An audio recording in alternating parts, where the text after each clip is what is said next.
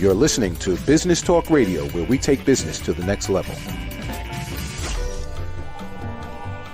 Rapping with Dr. Jacalyn connects you with experts from all over the world to help you take charge of your career, your business, and your life. Rap along with us. Visit drjacalyn.com to learn how to become a guest or a sponsor. And now, the doctor is in.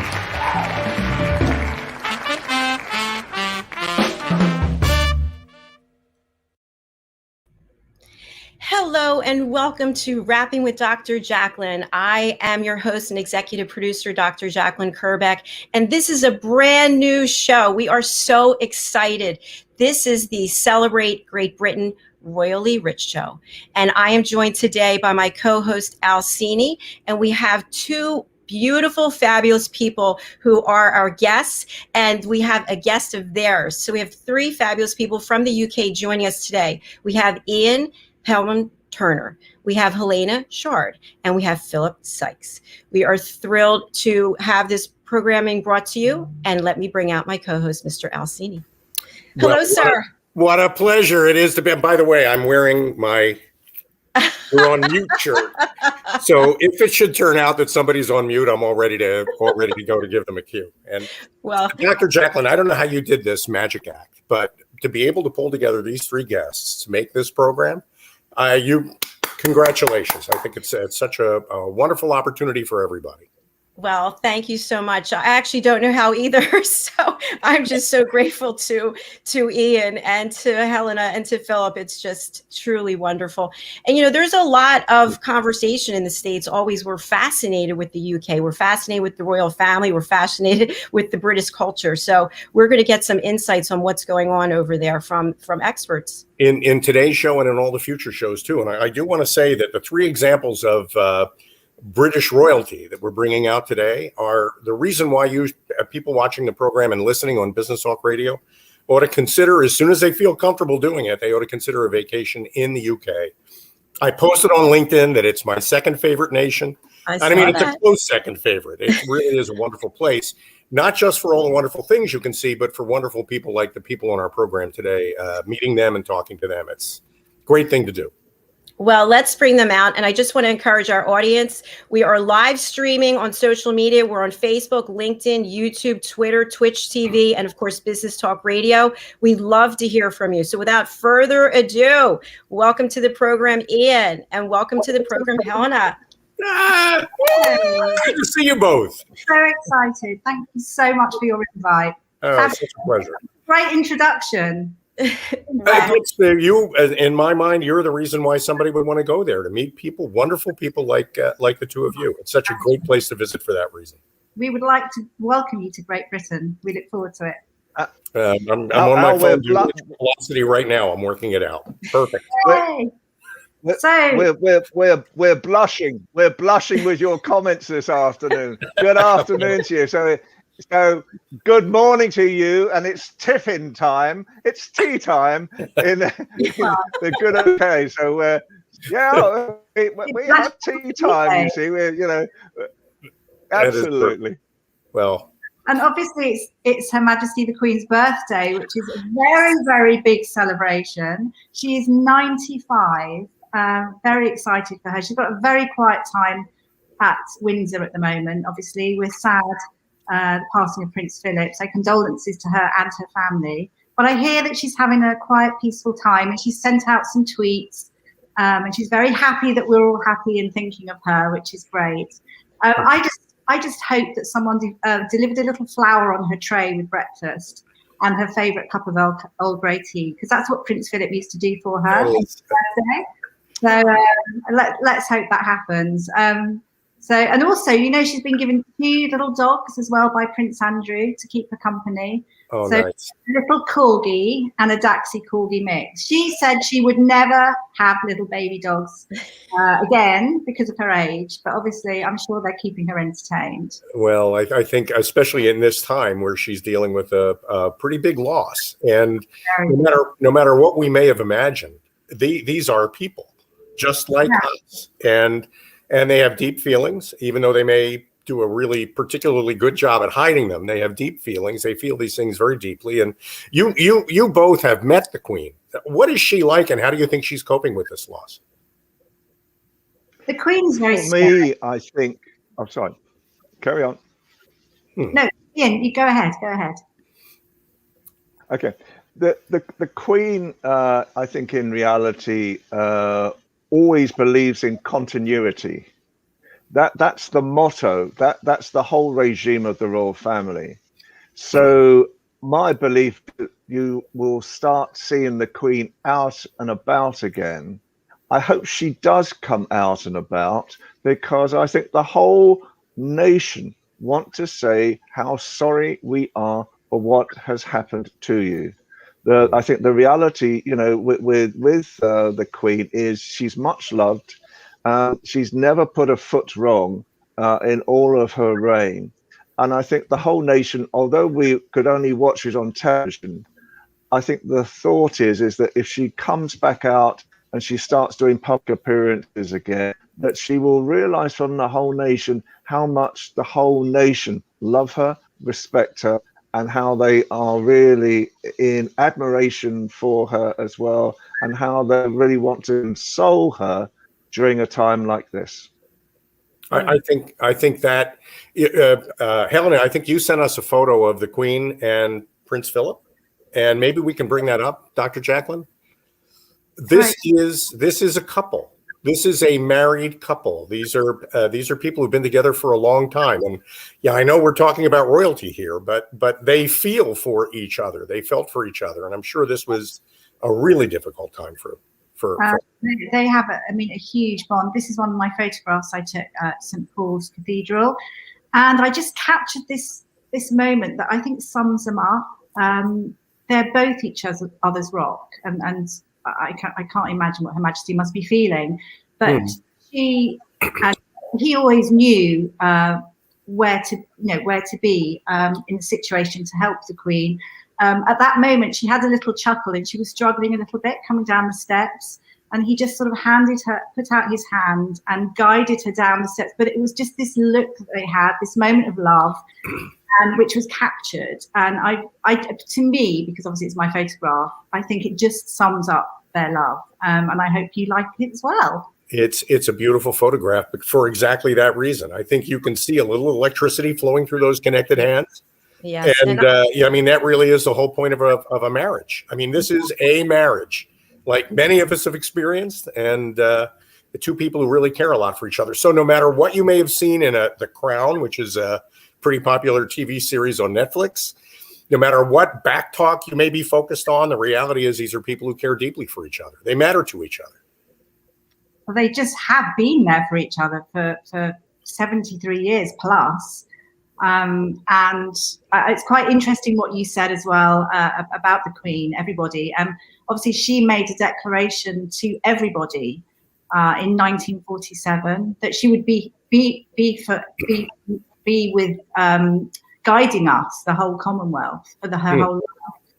And that's something, because she stands by her words, and I truly believe she will be. And even at 95, she's still planning. And I do believe that she is going to come out and obviously is going to continue her great works. And we all obviously want that. We definitely want that. Oh, it's a beautiful thing to watch. And, Ian, you mentioned continuity.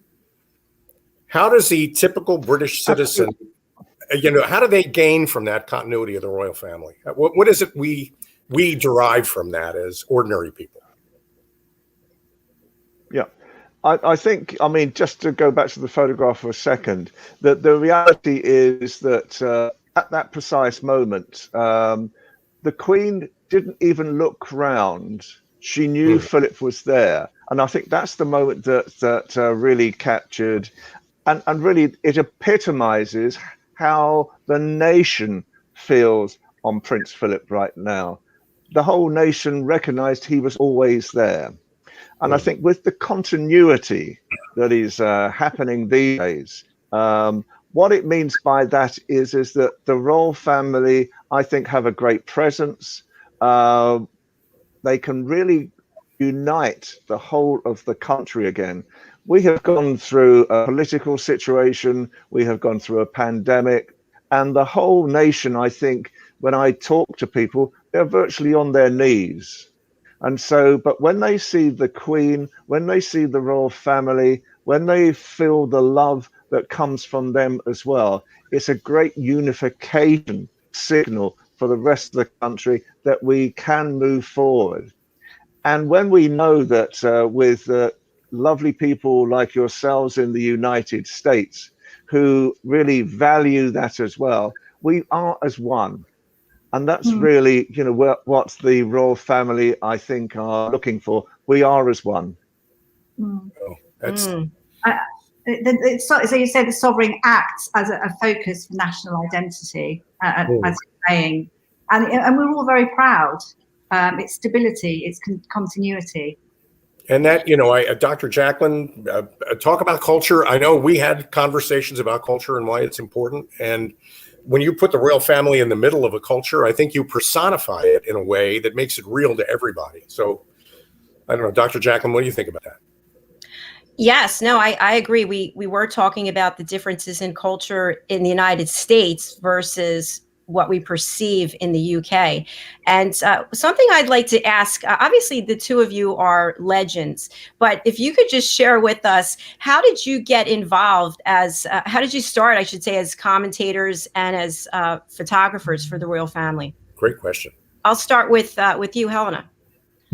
I've got a few hats that I wear, but everything works together. So I studied at Martins to begin with. I went into, and still am in a degree, to casting and communications. And I had my big break, I think about 15 years ago, where I was contacted, probably can't say too much, but to take photographs of all the big royal calendar occasions. That was about 15 years ago. And from there, I mean, photography is a complete passion of mine. And from there, I did lots of events, and it led to lots of broadcasts and royal commentary, and some amazing events that I photographed at, but also some fabulous charity events.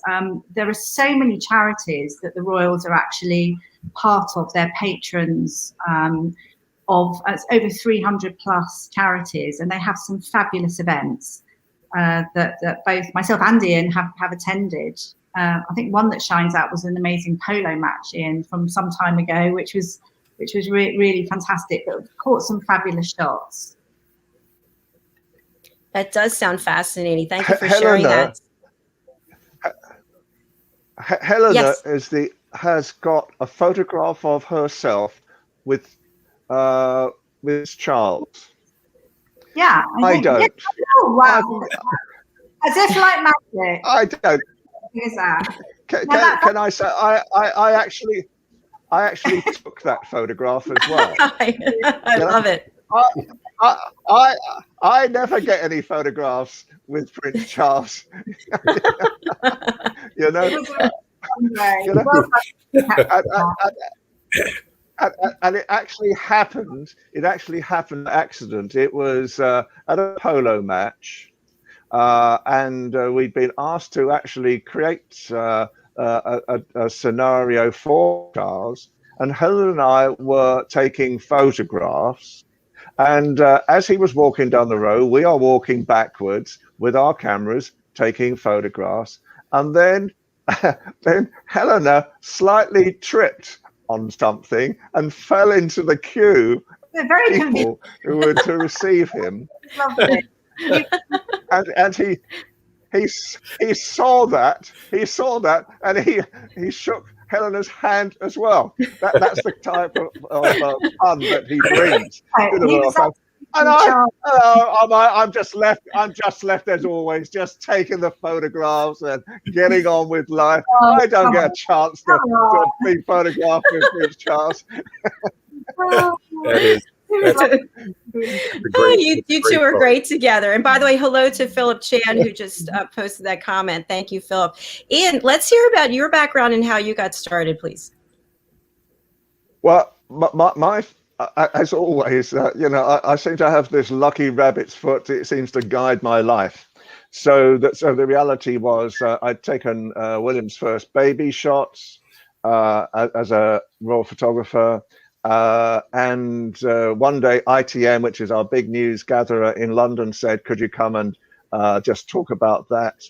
And the next thing I know is that I get a call from CNN, your American channel. They said, can you come and be an anchor on Royal Wedding? And do you know what? It actually taught me in one night that perhaps you can survive working in television.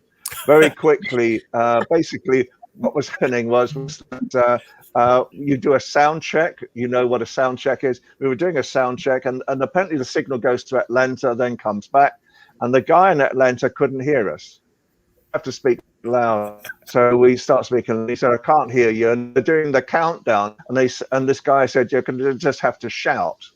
So for 1 hour, we are shouting. We are shouting at the top of our voices, this whole thing. And we're in very small studios. Next to us is ABC on one side and NBC on the other. And the NBC guy comes in. So we're now on his program as well. We can hear you.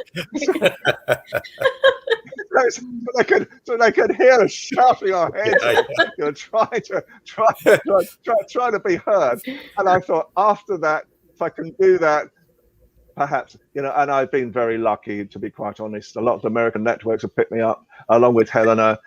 When Prince George was being born, we did 68 major interviews in 6 weeks in London. And we were virtually talking to all the major American networks every day. They realized they could come to breakfast at the hotel where we were sort of doing all the filming, because we were only literally about 5 minutes away from Buckingham Palace, so they could walk up the road with their cameras. They come and can do an interview with us. They could get their breakfast there for free. and for other reasons as well. So we became flavour of the month. That's brilliant. That's a great story. That's a great Oh my story. gosh. I'm having so much fun and learning so much from you. Thank you so much for being here. We are going to take a break and hear from some of our sponsors. We're going to hear first from Diane Floyd-Baim, and then we're going to hear from Our Choice Fashion, and we'll be right back. Stay with us. Hello, boys and girls, and welcome to Story Garden. Your host, Diane Baim. I'm so happy to have you here today. Diane Floyd-Baim tells wonderful stories that warm the heart, spark the imagination, and unite people and families across generations. For children, Diane's Harry the Camel connects with all of us who've ever wondered how different our lives might have been if only we'd been born something better, like a wonderful horse instead of an ordinary camel. In the end, we all learn along with Harry that there's nothing better than just being yourself. Diane's Little Girl in the Moon looks down on earthbound children and wonders if they know she's just like them. A story of love, home, and the bond between mother and daughter, its powerful theme that we're each of us different yet all of us the same plants a seed in children that promises to blossom within a loving and trusting grown-up.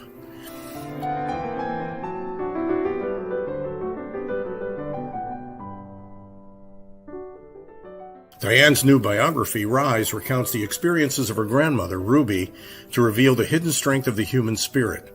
Ruby's story inspires all of us to become the best versions of ourselves. You'll find all of Diane's delightful books and much more at DianeFloydBaim.com. Visit DianeFloydBoehm.com. That's DianeFloydBaim.com.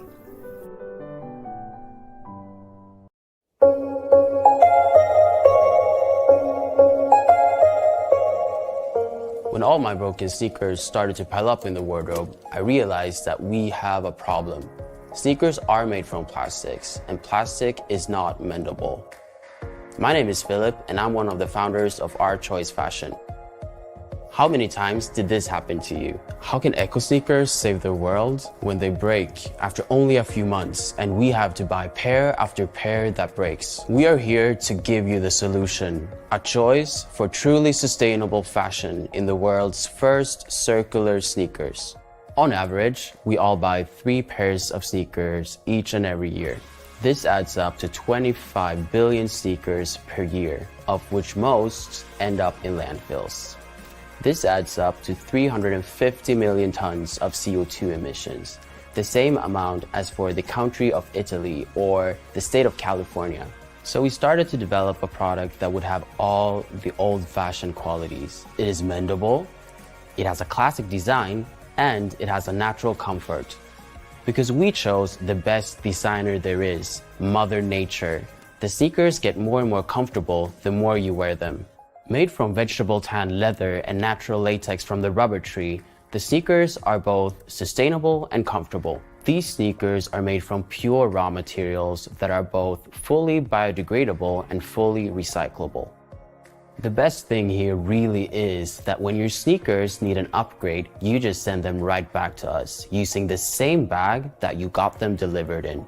We then resole your sneakers, put on a fresh pair of laces, and give them a nice new polish. This means that you can wear your sneakers for many years to come. Our sneakers are more than sneakers. They are a circular function, and we developed a smart pull for you to step into your sneakers without stepping down the heel. This means that you get a truly sustainable grip. We've got a fully circular business model, and that's why we'll only produce sneakers on your demand. Book your product now and get that sustainable grip at a discount. We've been on this amazing journey for 2 years, and now we're inviting you to also make a choice for truly sustainable fashion. Try the world's first circular sneakers, 100% plastic-free, and I can promise you that our choice will be your companion for many years to come.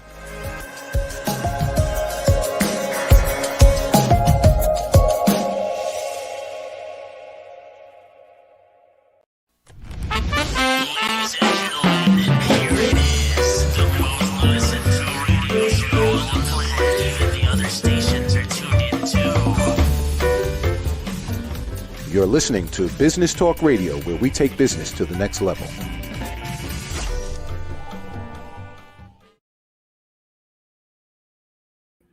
Welcome back, everybody, to Rapping with Dr. Jacalyn, the royally rich, wonderful celebration of Great Britain with Helena Chard and Ian Pelham Turner, great guests. And a little later on, we'll be joined by Phillip Sykes.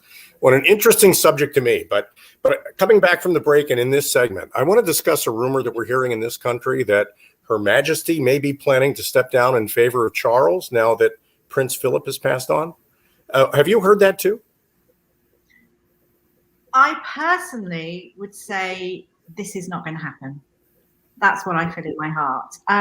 She made a pledge, the Queen, Her Majesty the Queen, 21st of April 1947, to, be there for us till the end of her days. And I think what she is doing now is a soft approach where some of her occasions and some of her responsibilities that she would normally do, she's passed on to other royal family members, and it's probably things that we wouldn't all see. So obviously she's 95 years old. She's not going to be able to do the things she could do years ago, but it will work out. I mean, I know that she's absolutely dedicated to everybody, and I do not think that she will abdicate at all. That's my feeling. What do you think, Ian? I think in reality, well, first of all, there has to be a change of law, because there's a law going back to 1937 that would need to be changed in order for the Queen to abdicate. But then the Queen would remember that Edward VIII in 1948 and the abdication that caused her father to become king, King George VI. And she will remember as well the agony that her father had in becoming king. He never wanted to become king at all. And it was only because of Edward and Mrs. Simpson that he became king, and eventually she became the Queen. And I think the reality right now is we're hearing all sorts of stories at the moment. Today we're hearing that Prince Charles is contemplating his future, and he's in a cottage in Wales with Camilla. So we're wondering what's going on there at the moment, and what he's sort of thinking about.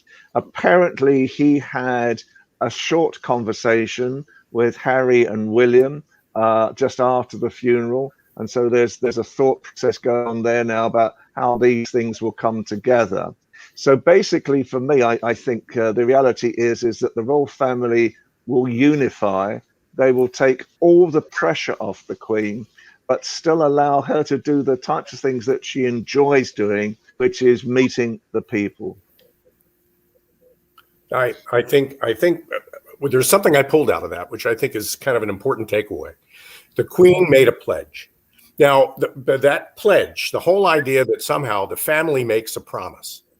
We make a promise and we keep that promise. It's so much a part of royal tradition, isn't it? It definitely is part of royal tradition. And I think Her Majesty the Queen as well is a very, very special lady. I mean, she has not put a foot wrong, really, I feel, in all her years and 70 plus years. I know we're in a different generation, but she really stands by her words, and I absolutely believe that. I know things are slightly different with the more modern members of the family, and we have a situation as well, obviously, with Prince Harry and Meghan Markle and Prince William and Prince Charles. But I'm sorry, Meghan who? I don't recognize that name.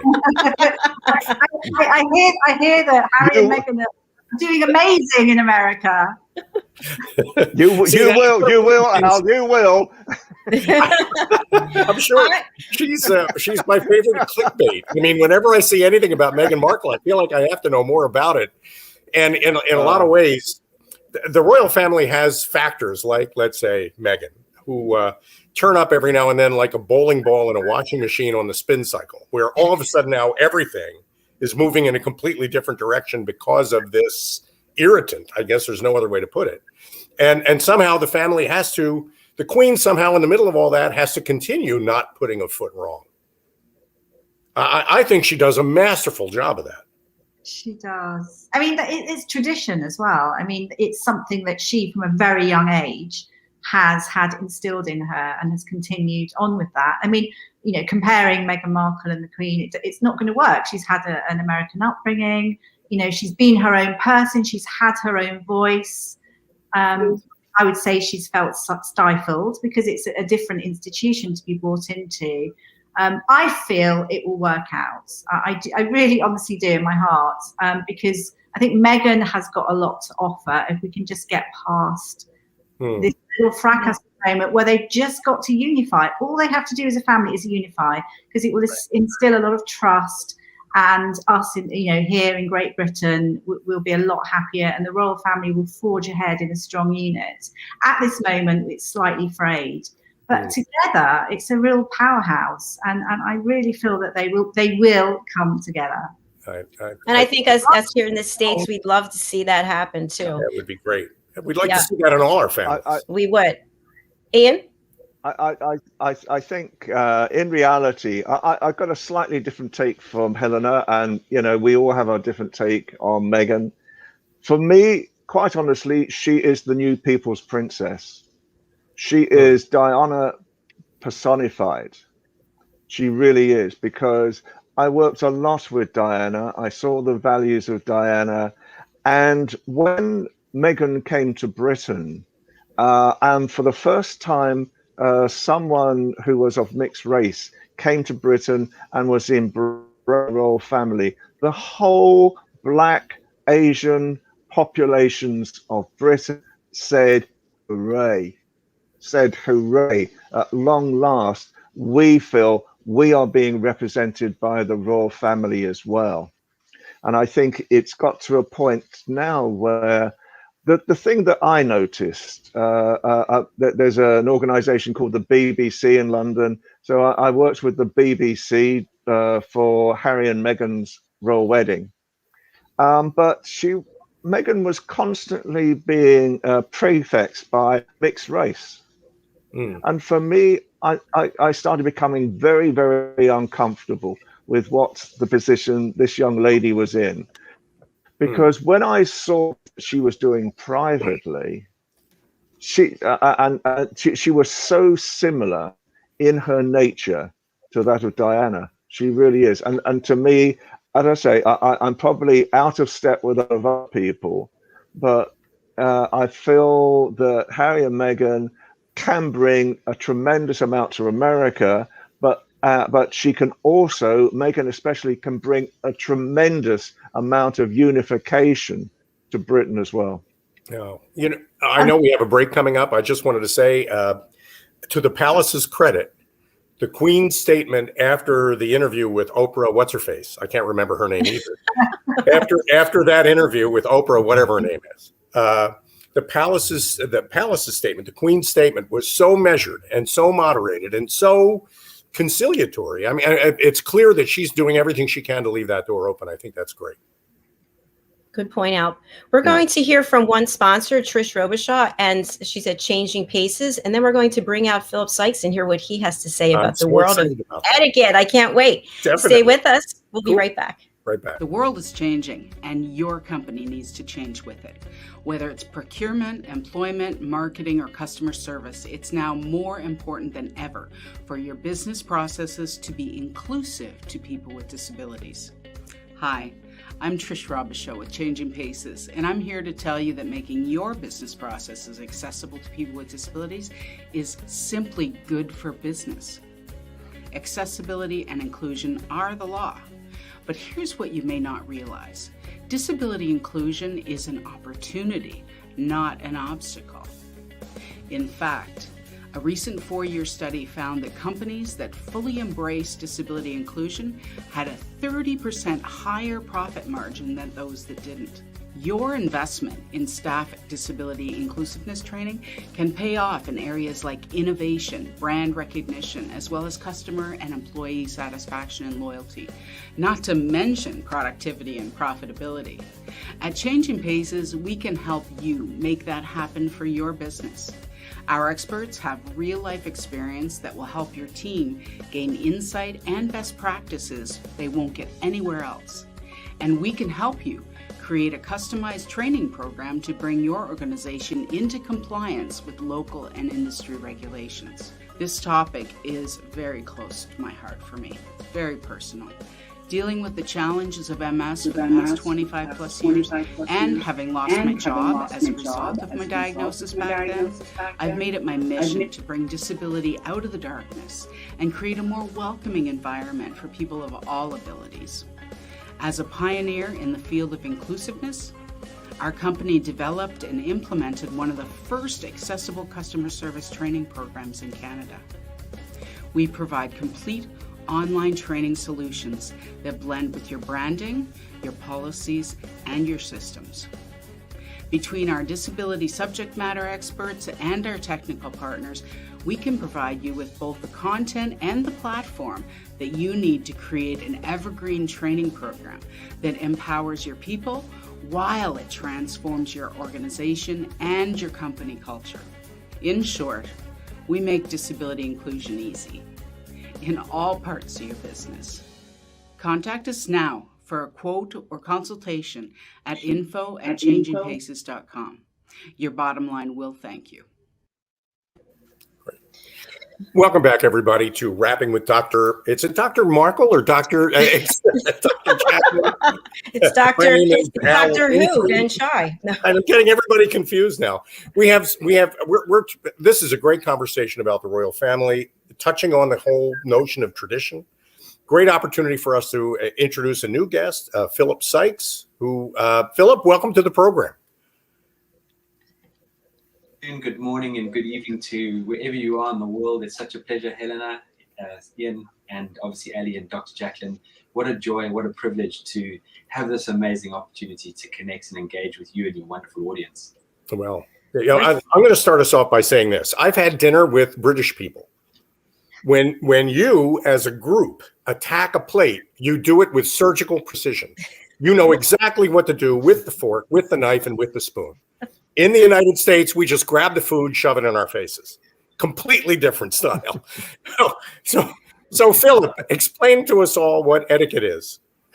What is etiquette? Oh, what a great question. And I'd love all of your input and take on it as well. For me, etiquette and manners are very much like the traffic lights in society. It's so that we don't bang into each other.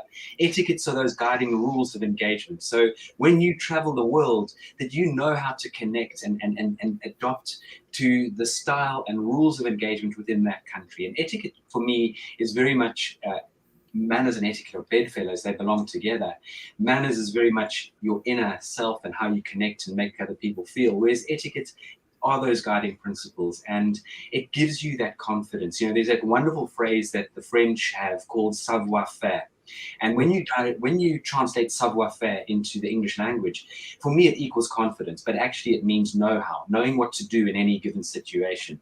But you need savoir-vivre, you need the va-va-voom for life, you need a personality, because without a personality and a sense of humor, having just the savoir-faire on its own, it doesn't gel very well. Well, you know, you're the first person, I think, to explain it, not in terms of making people a robot, but in terms of giving people equipment that they can use to become better versions of themselves. You know, and so what do you do with the British School of Etiquette?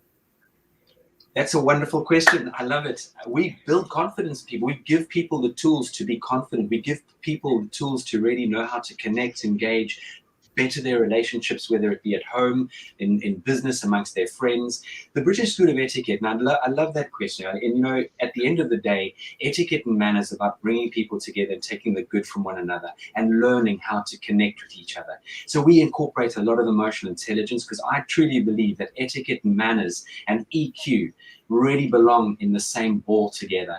This is about understanding the deep. So etiquette and manners is not a show, oh, I must behave very well now, and then all of a sudden you leave the room and you go back to being your old self. Etiquette and manners are very much a way of life. It's a lifestyle. So we work with organizations, we work with individuals. We have a product called Etiquette, where we work with children from as young as 6 years old right through to 11, mindset and manners for teenagers, and then things such as the polished professional for adults. And in all of these, we incorporate not just etiquette and manners, but we bring in the elements of EQ. Wow. Okay, so my granddaughters were over last night and they made a mess. They ran all over the place. They made all kinds of noise. They broke a couple of things. I really enjoyed having them over, but I'm thinking, do I have to ship them to England to go to the British School of Etiquette, or can they do this online? You know what, with all that's been going on, I tell you, we had to pivot as an organization, as so many organizations had to do this over this last 14, 15 months. We run all our coaching programs now through Zoom, and we do it in group classes. We do it in one-on-one private courses if people so wish. So there are many ways of sort of interacting with us through this wonderful sort of Zoom platform, so to speak. Wow, that's great. Go ahead. I'm sorry, Dr. Jacalyn. I was just wondering how Phillip, Ian, and Helena all know each other. Is it from? Well, if I may answer that, I've never had the privilege of first meeting Helena. I know of Helena, obviously, very well, but I've had a wonderful opportunity to work or be in conversation with Ian on one of his shows last year, pre-Christmas. And we've got some mutual friends who have really sort of connected us and brought us together. And it's something that I want to share with your viewers, and I know with all of you, because you live this yourselves. But in life, people need to understand that your network is your net worth. And through etiquette and manners, and through the way you deal with people and how you make people feel, this is really what this is all about. And I think this is how I've been so fortunate. I've heard Ian saying earlier on how he just feels so blessed in what he's doing, and how he's just seems to have the doors have just opened for him. And if you look at Ian's mannerism and the way he handles situations and talks to people, boom, all of a sudden there's an amazing magnet. There's a moth to a flame approach here. And the same with Helen. Look how they conduct themselves and how they make other people feel.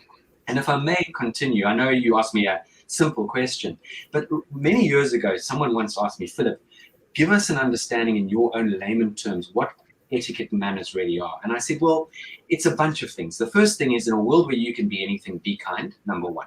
Number two was, it's the ability to put people at ease in a very short space of time, make people feel comfortable in your presence. And this is exactly what the royals seem to have, this amazing knack. at doing. And then the other one was, if we all do a random act of kindness on a daily basis, or an act of goodness, or something, we go out of our way to help other people, we may just set the world in the right direction. And the final one is very much having a what can I do for you attitude. How can I help you? How may I assist you? Is there anything I can do for you? Well, you know, that is, it sounds like the essence of etiquette, really, when you think about it. I know that an awful lot of people feel uncomfortable, especially when they feel like they're being watched or judged. And often manners, just understanding what's expected of you and knowing what you can do automatically without having to think it, is a great way to feel more comfortable in your own skin in a situation like that. So what you offer, I think, is a huge confidence builder. But for people out there who might want to know what the experience is like, do you make me comfortable? Is there a lot of homework? Is this a lot of, what's it like to go to the school?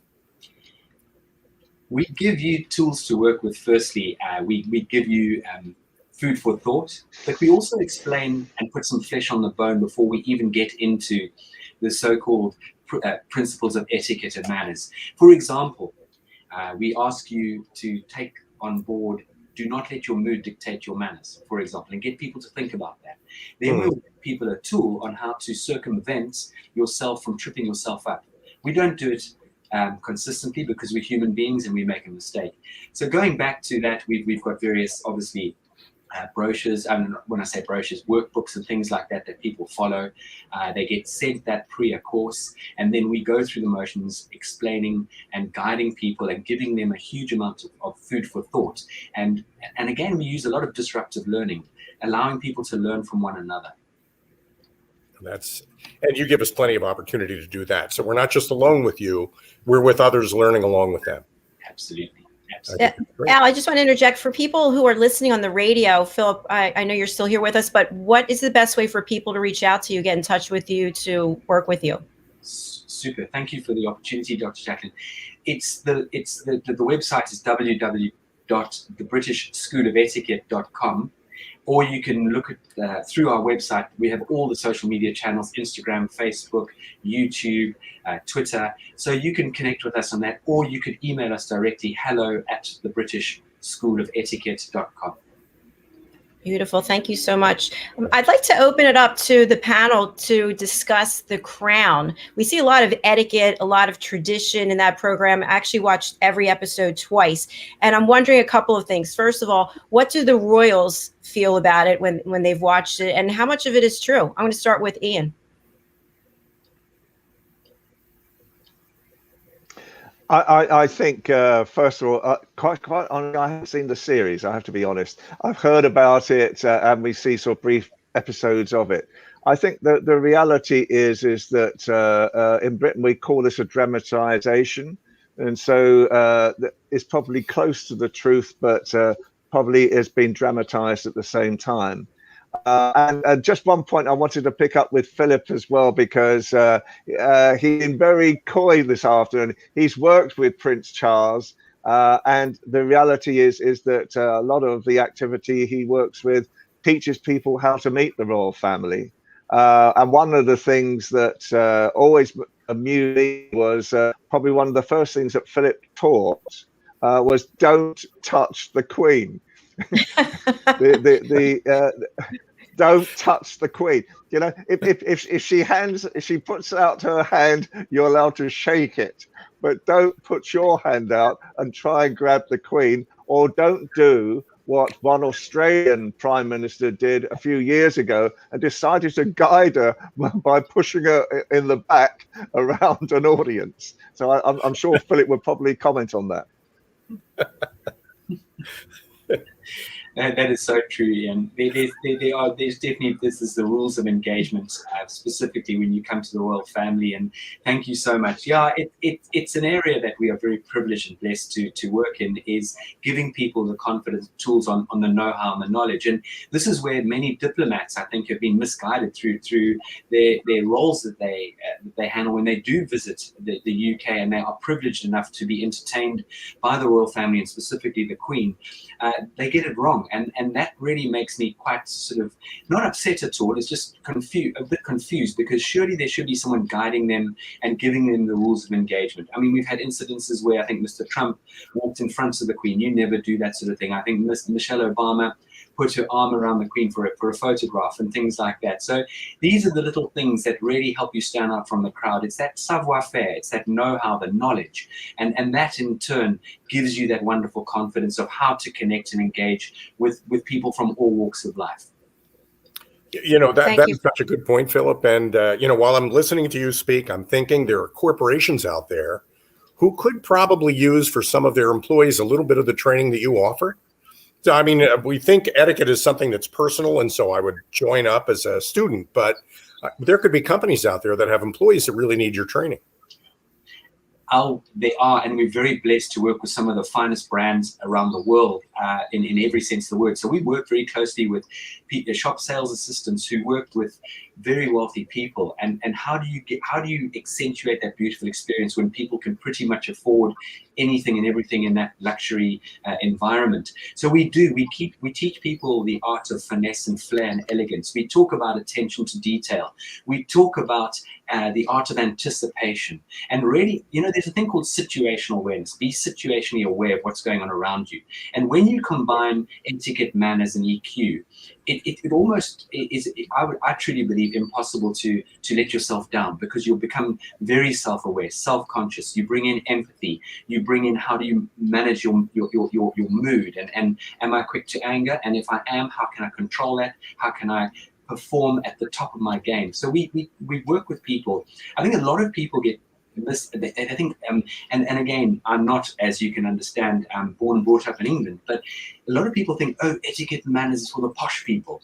Well, let me tell everyone out here listening and watching, wherever you are in the world, etiquette and manners is for everybody. And when you incorporate good etiquette and manners, doors will open for you. It is far more dynamic to have good etiquette manners and a strong EQ than it is to be the sharpest tool in the box, as in a very bright individual. If you do not have people skills, if you do not understand the importance and power of engaging with people on the right level, this is where we all fall down. And this is not rocket science. And I think the world over, we need to come to our senses, and we need to start paying more attention to one another. We need to be helping each other more, and not burying ourselves in electronic devices and thinking that's the best way to connect and communicate. Open a door for someone and talk to people. People right now, we need to help as many people as possible.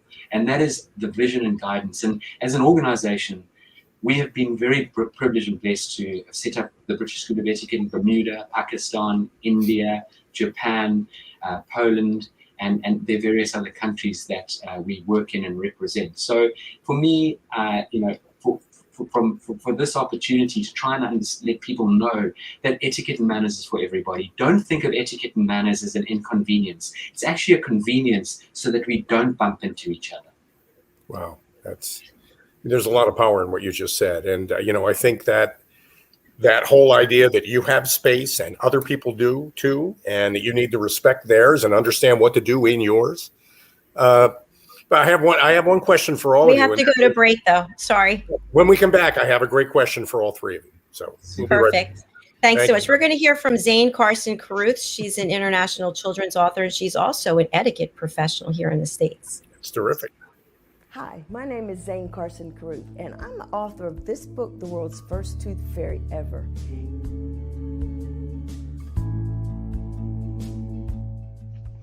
Reading is magic. Studies have shown that reading to your children lays the foundation for greater success in life. Reading helps develop language and vocabulary skills. It helps improve memory, and it encourages curiosity and inspires creativity. The benefits are immeasurable, and as a parent, you'll benefit too. In only 10 or 15 minutes a day, you'll be creating more memories and a bonding experience that will last for years to come. So take time to read to your children. Read them books about things that engage and interest them. Tales of fairies and magic fascinate children, and as everyone knows, the Tooth Fairy is at the top of the list. If your child loves magic, wands, adventure, and what child doesn't, you'll love reading them books from the trademarked series, The World's First Tooth Fairy Ever. Follow along as Bella, the world's first tooth fairy, accidentally starts the Tooth Fairy tradition. Learn the tricks of being a professional tooth fairy in the book, A Bella Starts at Tooth Fairy School. Your child's imagination will soar as you read the adventures of Abella and her magic wand.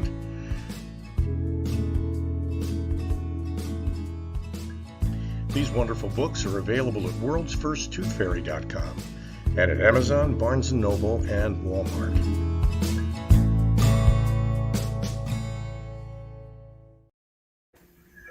Welcome back to Rapping with Dr. Jacalyn. My name is Cini, and Dr. Jacalyn, thank you for inviting me to play a role in this. This is such a wonderful conversation.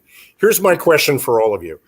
Long live the Queen, but the inevitable eventually happens. Is Charles ready for this, and how is he going to take the family in a different direction? Helena?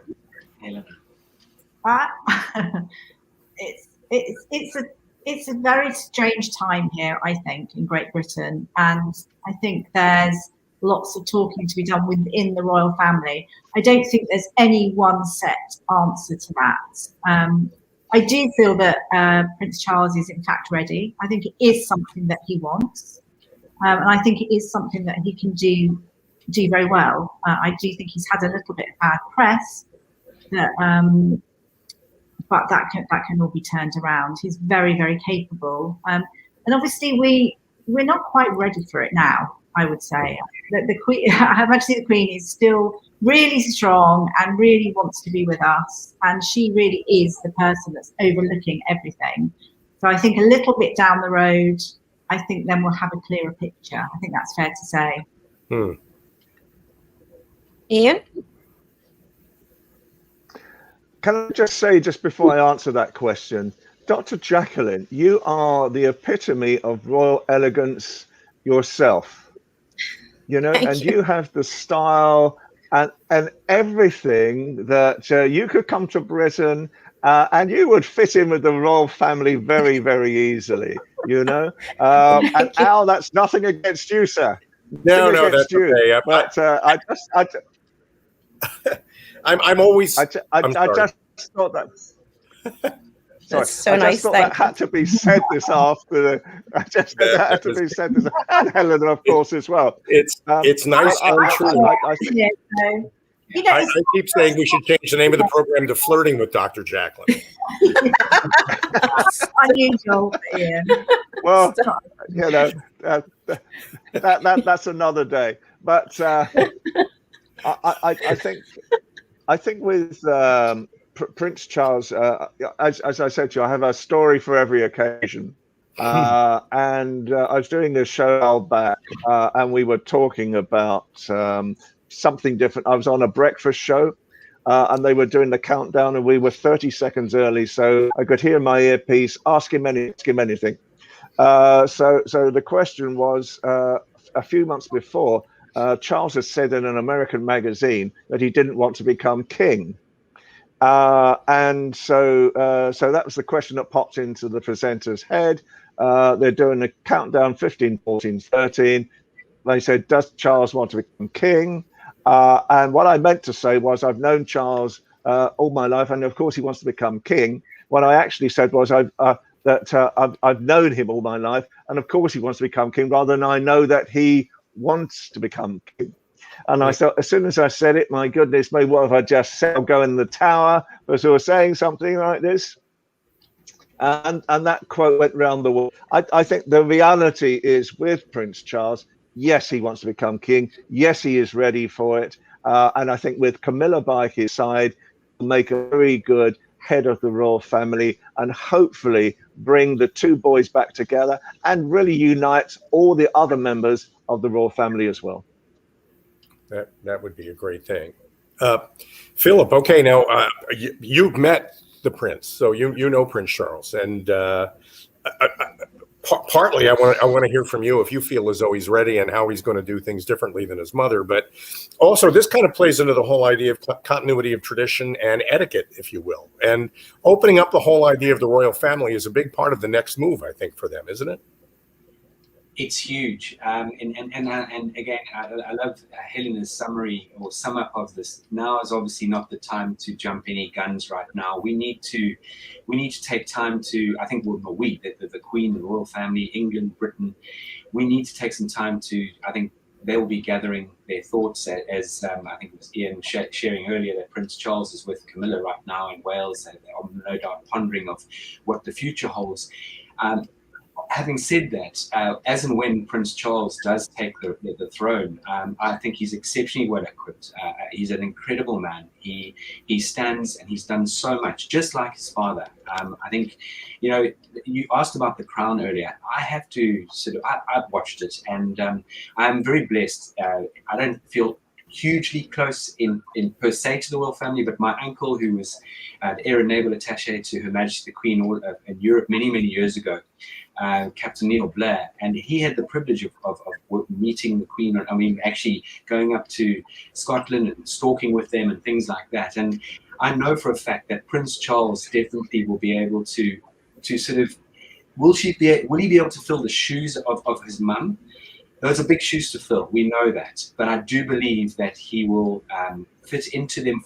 And let's call it grow into them over a period of time. And no doubt he will get a huge amount of guidance and steering from the people that have helped him through his life, advisors, and no doubt leaning on his mum. I think so. Well, I've watched the show. And I think what bothers me about The Crown as a series is that they dwell an awful lot on the whole idea that Buckingham Palace is like a prison, and that somehow you're trapped in something. And they portray everybody there as a kind of a victim, and every one of them is acting out in some kind of a rogue way, which makes the Queen crazy half the time. So I'm sure that's a skewed view of how that family actually operates. I think Please tell me I'm right. What's happened is that they're using real situations, things that have happened, but they're completely embellishing it. And the royal family, they've watched The Crown, they know about it. Prince Harry obviously is aware that it's slightly skewed because it's not about real things. They're not so against it. It's not that they absolutely love it, because obviously about them, but I know that the Queen says, well, what can I do about it? But she doesn't say she doesn't like it, and nor does Prince Harry. In fact, Prince Harry talks about the media and photographers, etc., like in a negative way, but it's quite positive about The Crown, I think. And obviously everyone loves it. And the good thing about it is it shows the interest in the royal family, which really pleases me. Everyone's interested hugely. And that's what we need. Best of British, fanfare. We've got so much to offer here in Great Britain, so many positive stories to share in every single vein, whether it's business, tourism, the arts, you name it, communities. There's so much to share, and we would like you to come over and we'll share it with you. I'm definitely planning on it. I've taken there. It's a wonderful place. Absolutely. If I may just interject there, Helen, I love your summary. Yes, go ahead. Yeah.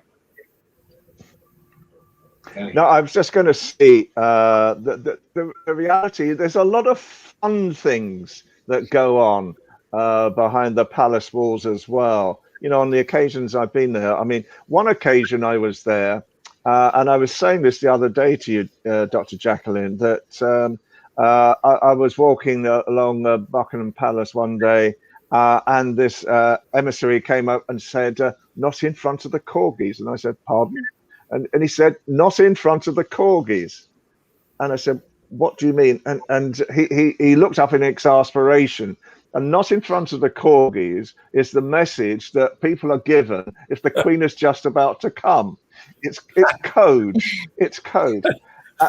And I'm thinking, okay. And the other just quick story to sort of share as well is that, which I think it shows the royal family's sense of humour, is that when you go for big rings, normally the audience go into the White Room, and that's where they meet the royal family.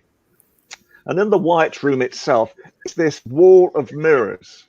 So it's quite natural for men to adjust their tie, women to adjust their dresses just to make sure they're perfectly ready to meet the royal family. What they don't know is that the royal family are behind the mirror. And they're watching what's going on, and at a precise moment when perhaps someone is actually deciding to sort of perhaps adjust his tie or his hair or something like that, woe betide, the door opens up in the mirrors and there's the royal family. So there's a lot of fun things. It may be it's probably more what we would call a royal bubble rather than a royal prison. There are these sort of stories about it, but it can be a situation where, in all honesty, they do feel restricted as well at times. This actually gets me to a question for Philip. In the presence of the royal family, how does one excuse themselves to go to the loo? I'm going for pee-pee. No, we don't say that. No, we definitely don't say that. You would just politely say, may I be excused, or would you excuse me, please, as you would do with any person that you were engaging with. We joke, funny enough, when we do our dining etiquette module, because a lot of people think etiquette manners about the table. I mean, etiquette manners about table manners and all that. Yes, they are. Obviously, they are. How we eat and how we conduct ourselves at the table is hugely important. But as you've heard from me speaking earlier, we go far deeper into and actually us teaching that table manners and dining etiquette is a very small part of our organization. But we joke with the students, when you want to excuse yourself, and funny enough, at a royal event or any formal event, you ought not to excuse yourself. You actually have to stay put, even if you need to really sort of cross your legs and hold on for a bit. So we always advise that people don't overindulge at the champagne reception before moving through for the main event. But we joke, and people often ask, how do we sort of excuse ourselves in a less formal situation? And I say the one thing you don't need to do is make a big announcement. Don't. You know what? I'm thinking while you were talking of somebody who probably could use the British School of Etiquette, and that's Donald Trump. And how did he do when he met the Queen? My hat. Okay, we'll take a break now. No, I'm kidding. Go ahead. Oh, my hat. Oh, now you're throwing me a curveball. Oh, my hat. How many people have said to me, Philip, can you go and help Donald Trump? And I said, with all due respect, with the best will in the world, I might be able to greet the gentleman or greet the man, but I think, and I know this may come out the wrong way, but some people want to be helped in life and other people don't. So this is life. And the interesting thing is people don't know what they need until you tell them what they need. And sometimes when you do tell people what they need, it just goes over their head. So at the end of the day, I think there's certain people who need an immense amount of help and support, but aren't prepared to allow themselves to receive it. Wow. Question I have is in reference. Yeah. No, go ahead, Ian. Go, Dr. Jacalyn. Sorry, no, Ian, please. I was just going to say that you were talking about the time when the president, former president, the Queen, and that day I was working for NBC, your national broadcaster, and these situations happen to broadcasters, as you will know yourselves as well, and I think that the reality is that there was all sorts of confusion. They came to me too early in London, and I had to really fill in for about 4 or 5 minutes. That felt like 4 or 5 hours whilst the president decided to arrive. But then the following day, NBC invited me back again, and then there was etiquette situation that was being discussed that I didn't even realize, because apparently overnight, I think it was Harper's or Vogue, one of the American magazines, had said that the president should have bowed to the Queen. And was this true? And this was a row going on in America overnight. And I'm walking into NBC the next morning, and they're saying, and this is on air as well, and they're saying, has he broken etiquette or not? And this is Harper's still saying, he's broken etiquette. And no, as far as I remember, a visiting dignitary doesn't bow to the Queen, because they are head of state themselves as well. And I'm sure Philip will tell you even that, is that a woman will curtsy and a man will just, a person like myself, if I ever get a chance to be photographed with Charles or the Queen or anybody, we'll jump our heads, and that will be the situation. Wow. Well, I can tell you there were 100 million of us watching on television, biting our nails, wondering how embarrassed we were going to be the next day based on what happened. And the visit actually turned out pretty well. But Philip, I have a question for you. And there is protocol and there is etiquette, and how are they different? Protocol, really, I think, when you define it, are rules of engagement. So the protocol would sort of fall into the remit of your military protocol, or, you know, whether it be Air Force, Naval, or Army. Protocol falls into the diplomatic sort of core. Whereas, and there is protocol, 100%. There's do's and don'ts. There's clear instruction of what's acceptable and what's not acceptable. Whereas etiquette, for me, is about, again, the rules of engagement, but in day-to-day society and life. It's not as stringent, should I say. So the rules of etiquette and engagement. So it's exactly how, right now, for example, etiquette is adapting all the time, whereas protocol generally has been set, and people stick to a certain protocol, whether it be, as I said, at a smart event, or, you know, meeting someone in a high position, or part of any government. There's protocol, there's things you have to abide by. Whereas etiquette, I think, has a hint of elasticity to a degree, because etiquette is evolving as well. So if you think about where we are right now, there's Zoom etiquette, for example. We all now should be very familiar with how to connect and engage through the camera on a computer now, and so many people get that wrong. So there are ways and etiquette of not shaking hands anymore. There's a new way of greeting people, and you see people doing the elbow bump, and I've even seen the bottom bump on one channel, and people actually BBC were interviewing me about this the other day. I think personally you should go, you know, greeting people, the namaste, the hand on the heart, the wave. As Ian was talking, you know, the head nod you could give if it's someone that's senior, you could just do the head nod, that sort of thing. So they're quite closely aligned as a summary, but protocol is very boom. There's no elasticity to it. Right. Okay. So, you know, while you were talking again, I was thinking, you teach people all over the world about etiquette.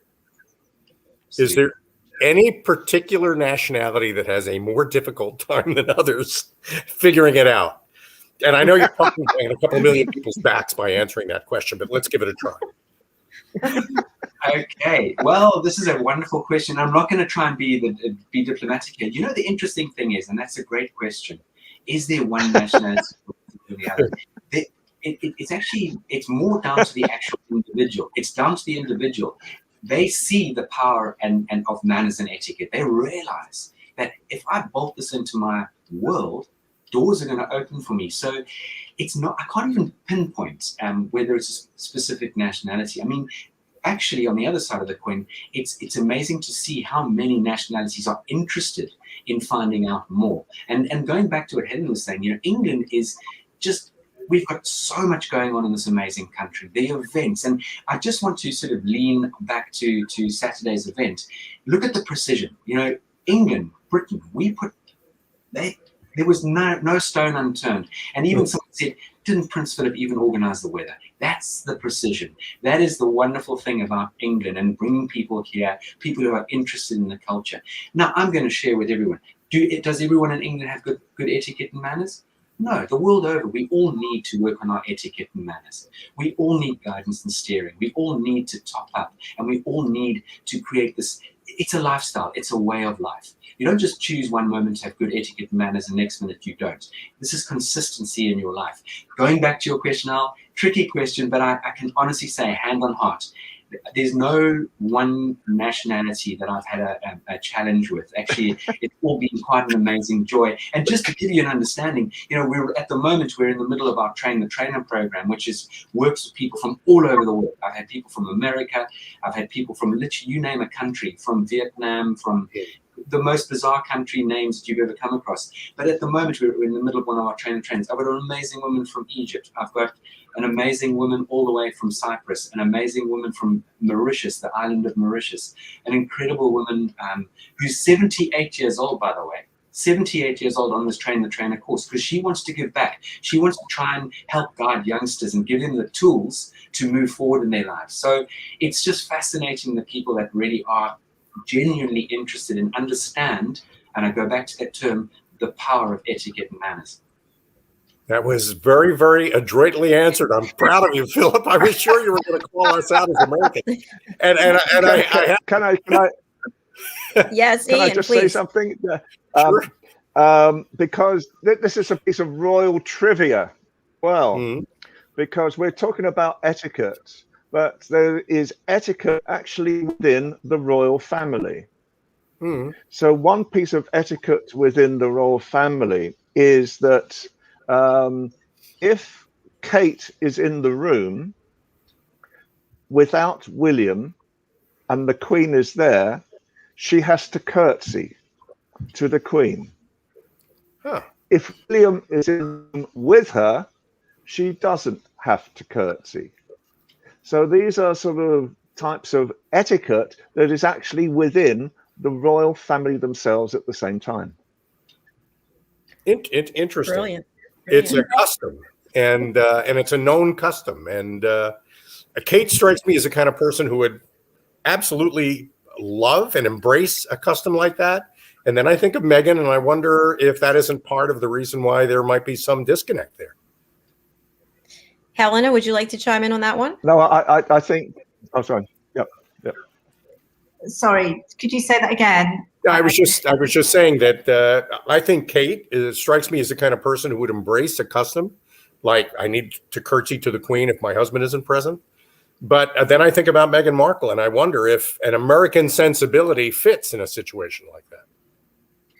I think it's well known that obviously Kate Middleton, Meghan Markle, they've been brought up differently. I think to be brought up in America, as I see it, it's a freer way of being brought up. So, and to be introduced to the royal family, I suppose at her age as well, and to fit into a situation when she's already a very established young lady in her own right. I think she must have found it quite stifling. I do agree that it would be hard. You know, it's very hard when you've been able to do what you wanted to do all your life to suddenly have to curb that. I think it's something that maybe she thought she would be able to do, that she'd be able to fit in, and it's not quite worked out. I mean, I personally think Kate Middleton's immaculate, obviously Prince William also, and as a unit, they will work well. William's the future King of England. But I think Meghan Markle, Prince Harry, they need to come back to the Great Britain as well. They've got a lot to offer. You know, everyone's got a lot to offer, and we can all share. And we can all share in this, in the positivity. You know, best of British and everything, and it will happen. I'm pretty sure. That Fantastic. gets me to a question for Philip. I know I'm sorry, Ian. I just want to let you know we have literally 1.5 minutes left because I have a broadcast right after this. Final comments. I'll go to Ian for final comment. Thank you, Dr. Jacalyn. First of all, thank you very much for doing this. Can I say that with your audience across America, if they've got questions to ask either of the two of us about anything to do with the royal family, we'll be saying that over the forthcoming shows, and we'll be giving our takes on the news of the week as well, not only from Britain, but also about the royal family at the same time. And Helen and I have absolutely adored being on this first show. We admire you totally in America. I want to come back to America. Good. We'd love to have you back. Thank you, Ian. That was beautiful. Wonderful. Helena? I had a fantastic time. Let's remember it's Her Majesty the Queen's birthday. It's also National Tea Day. I did want to ask Philip about that. And next time. And I just thank you for having us on the show. I've really, really enjoyed it. We've got so much more to share. so much more royal commentary and our personal stories to share. So we look forward to joining you next week. Oh, that'll be great. We are psyched to have you back. Philip, final words from you. Just again, just to mirror exactly what Helena and Ian have said, it's a true joy and a privilege. And I want to say something. I think the press get in the way of people's lives and they cause confusion. So I think everyone listening out there, don't take everything verbatim. Don't take it the way the press make it out to be, because I have a funny feeling and a strong feeling that Harry and William, they've got their connection and they will come back together, and Meghan Markle will find her place eventually in life. You can imagine just what Helena was saying. To be thrown into this way of life here in the United Kingdom must have been worse than a fish out of water. And she would have had guidance and steering, absolutely. But she's a well-established young lady and she stands for a lot of good. There's a lot of good within, as Helena said, with all these amazing people. They all bring something to the party and some. So thank you from honestly the bottom of my heart. What a great opportunity to engage with all of you wonderful people. Dr. Jacalyn, this opportunity is fantastic, and I'd really pray and hope our paths cross again in the near future. That would Well, be thank you so much. We'd love to have you back on because there's so much more to discuss. So I just want to thank everyone for the engagement and from social media. Really appreciate it. If you do have any questions that you would like Ian, Helena, or Philip to answer, please go to drjacalyn.com, contact us, give us your questions. We'll read them out on the air and then we'll have a great time answering them. So I thank everyone for being here and we look forward to seeing you again next week. We have another show coming up right now, I think in 15 minutes, with Ben Chai, Doctor Who of Business, and that's the Underdog Show. So I hope you'll join us for that. Thank you again for being here, and we'll look forward to seeing you next week, every Wednesday at 10:30 Eastern Time. What time in UK? 3:30 in the afternoon. 3:30 in the afternoon. All right. Thanks, everyone. We'll see you again soon. Take care. Thanks, everybody. All very much. Thank you. Thank you. Bye.